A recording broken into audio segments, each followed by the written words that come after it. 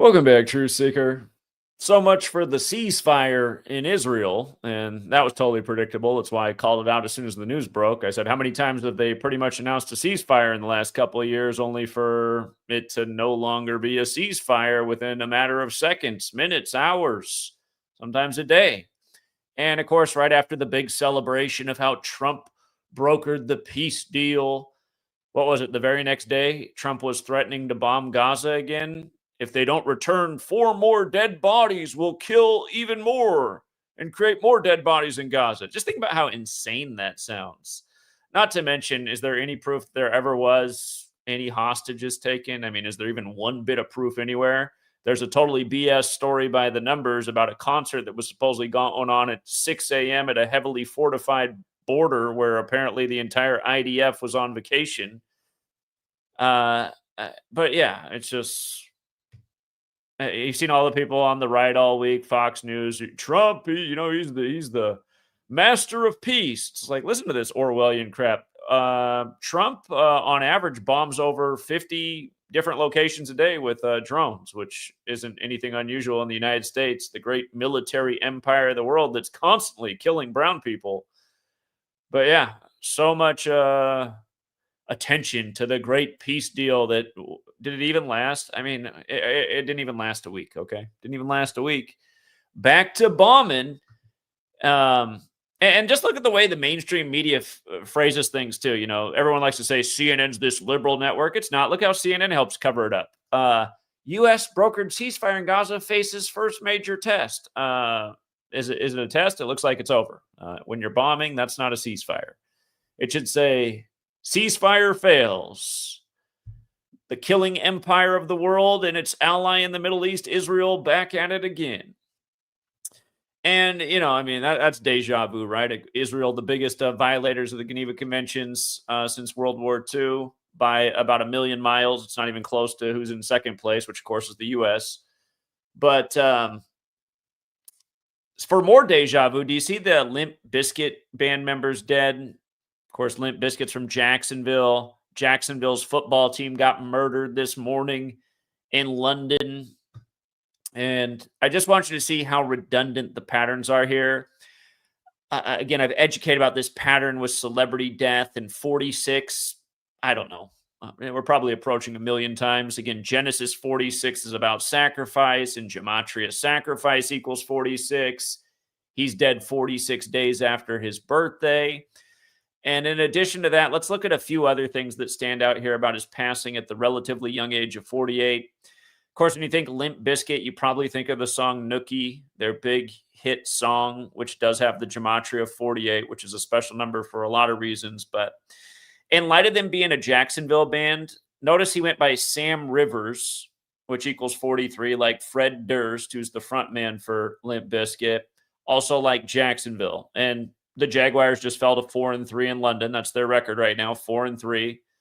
If you need a confirmation of that, here, I'll just put it up here right now. Jaguars just fell to 4-3, and the Rams became 5-2. And what do you know? Number 17 in week 7. 17 is the 7th prime number. It dominates every single year. Devontae Adams for 3 touchdowns, number 17.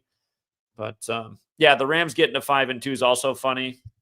Los Angeles Rams, 52. The Jaguars fell up to 7-7 in London to start week 7. Jaguars 77. They stayed on 206 regular season wins in Wembley Stadium, 206. Of course, last week they got beat by the 206 area code, Seattle, who was up 20-6 at one point in the game.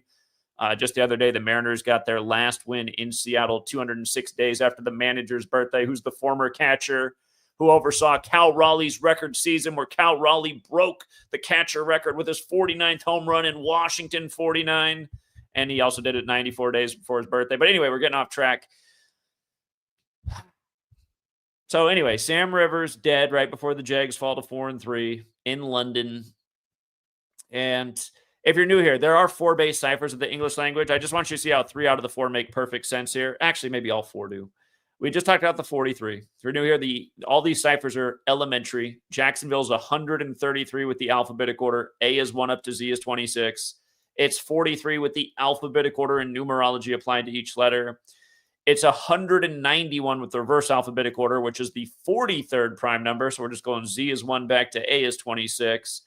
And it's 74 with the reverse alphabetic order in numerology. He died on the day, leaving 74 days left in the year. And remember, words like Masonic are 74, and so is killing, and so is London. They just played in the London game.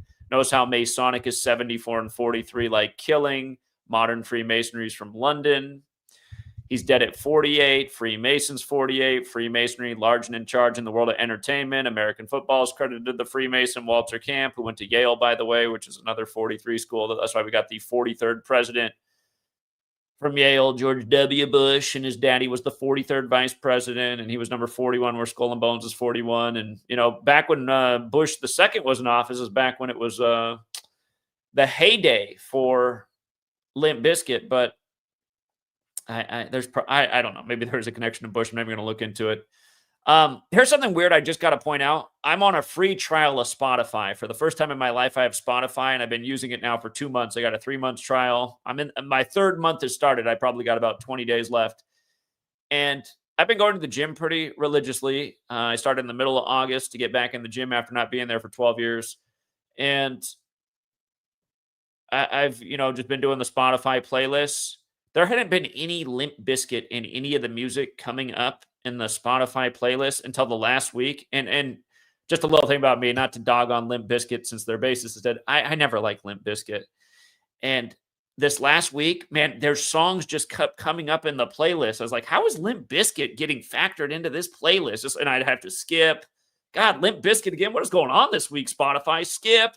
This whole past week, just like pumping Limp Bizkit music in the Spotify playlist. I remember Spotify does things by the numbers, like how they paid that major shield Joe Rogan all that money by the numbers, major propagandist in the world that turds listen to.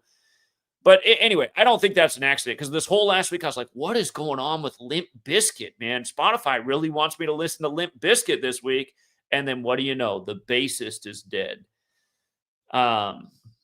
I've talked about things like this before, where I just see like somebody's music getting pumped on the radio a lot for a week, and it's just like, why are they playing so? And the next thing you know, somebody's dead. So I'm going through the same thing with Spotify and now the Limp Bizkit bassist here.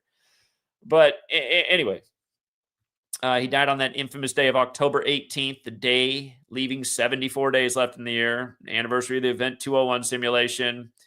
It's kind of like Luke 10:18, where Satan comes to earth. Of course, Bob Dylan told us long ago on 60 Minutes with a giggling Ed Bradley that if you want to make it in the world of entertainment, you got to sell your soul to Satan.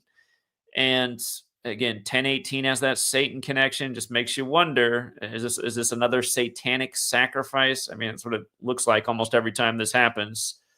Speaking of Satan, today Matt Stafford got his 55th career road win. It was either that or his coach was getting the 55th loss. They had it either way. But Wembley Stadium, 55, where the game was. And again, like I also said, it also equals 206, like the Jags stayed on 206 franchise wins. But Wembley Stadium, 55, Limp Bizkit, 55, bases, 55.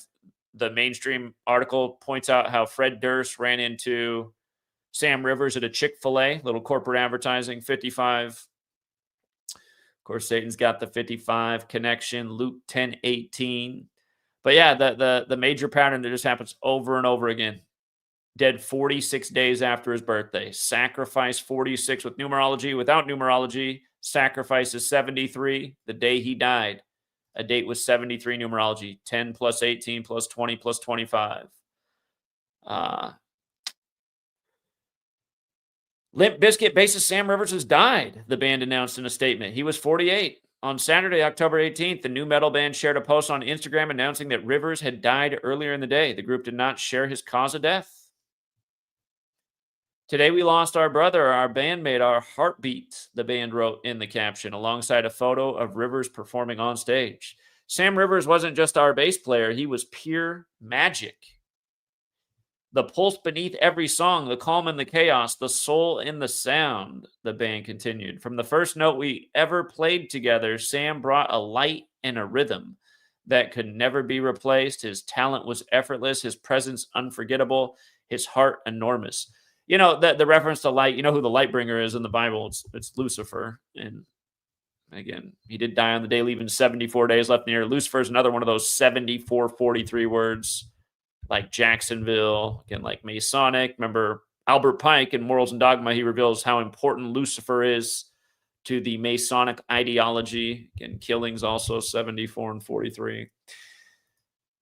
Again, London 74, where the game was today, where the Jags fell to 4-3.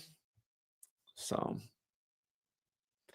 yeah, R.I.P. Sam Rivers. A reminder that show business is deadly business and ritual sacrifice is rampant. Now, it's funny. Oklahoma State, I was going to go down there years ago. A car crashed into a crowd at homecoming. All the numbers coded in the driver of the car ended up in the football score that same night.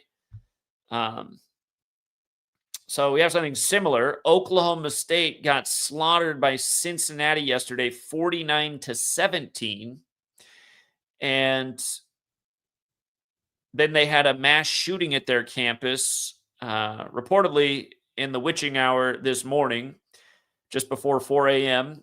But in light of Cincinnati doing the slaughtering and there being 66 points in the game, notice how mass shooting equals 51 and 66 like Cincinnati. They called this a campus horror, was the headline from Fox. Campus horror 66. And the 49 points, we've seen this a lot with gun control rituals. Again, they love to attack schools because they're targeting the youth, because they're planning for the future, get all these young people to live in fear of gun violence at all moments while they're getting their education. This is the subtle education to undermine their rights and liberties. You know, we don't need guns anymore. The red coats aren't coming. The only one that's coming is the heavily medicated psychopath that's going to shoot up our campus or our movie theater or our mall or our grocery store. You know, and you know, the Cowboys carry again. We're talking about the Oklahoma State Cowboys. But notice how Oklahoma State's also 42, like gun, like ammo. So yeah, you get a nice little score coordinated with the news. Again, Rig Sports, Rig Scores. And for anyone who thinks it's not rigged, you weren't here last night to pad your pockets big time off the 18.5-point underdog Stanford Cardinal, making Florida State 3-4 as well as themselves, and also giving Mike Novell, the coach of Florida State, his 47th loss. Or you also weren't here for the big Minnesota upset, Minnesota 52 like Cornhuskers on Friday, or the Louisville coach getting his 90th win over Miami and keeping the Miami coach on 27 wins in Miami, or a whole lot of other things over the last decade as we've absolutely torched the world of sports, rigged news, rigged elections. Really is sad the way people sleep on this knowledge. And it's just like Friday morning, there was a moron making a video in the world saying there's no predictive power to this knowledge. No predictive power. Better futures record than anybody who's ever walked the earth, called more elections than probably anybody who's walked the earth, et cetera, et cetera. How can you be making comments like this in 2025? But anyway, it's just it's business as usual. Rig sports, rig news, rig together. And yeah, we'll keep it short and sweet. They just took down Pete Hegseth, the guy with the Templar tattoos all over his chest, who was appointed on the Superior General's birthday. Further proof of who really runs this place. The Jesuits. Thieves steal priceless jewelry from Louvre in audacious raid. This is straight out of the Da Vinci Code. What in the world? Hold on. Did this happen yesterday or today? A 7-minute raid to go with NFL Week 7. It happened on a Sunday. Today's 35 days after the Pope's birthday. Catholic, Jesuitism, Holy See, the Jesuits from France. If you haven't seen the Da Vinci Code, it's all about the Illuminati and the Catholic Church. And again, the Illuminati was founded by the Jesuit Adam Weishaupt. I'll have to look into this one later. I told Sweet Lady I was going to keep it short here. Oh, speaking of those Jesuits, TF1 and newspaper Le Parisien said the Recovered piece was the crown of Empress Eugenie, wife of Napoleon III. The ornate gold piece, which features 1,354 diamonds and 56 emeralds, was damaged in the heist, they said. 56, big Jesuit number. Paris, France is 56, like Society of Jesus, also like Pope. All right. They couldn't get that one, though. They just damaged it and fled.